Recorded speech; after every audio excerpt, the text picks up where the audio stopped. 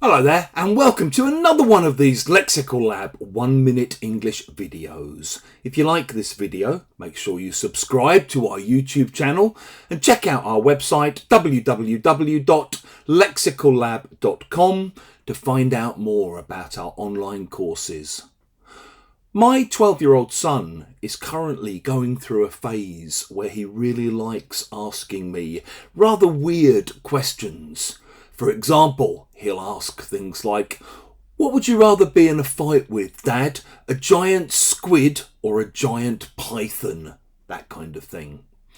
The other day, when we were doing one of our tube walks, walking along underground lines in London, he turned to me and said, "Do you prefer snakes or lizards?"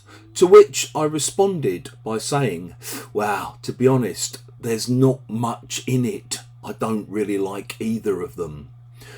When two things are being compared and you think they're very, very similar or basically the same, you can say, there's not much in it, to be honest. Or, there's very little in it, to be honest. Or, there's nothing in it, to be honest.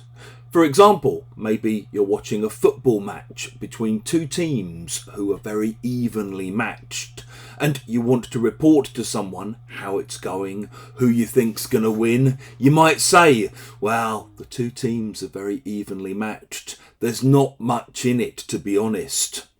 Maybe you're looking to buy a new house or a new apartment, or you're moving from one place to another, and you go and see somewhere and you report to various people about the place you've seen, and you say, "Well, one of the houses we looked at had a slightly bigger garden, but to be honest, there's very little in it.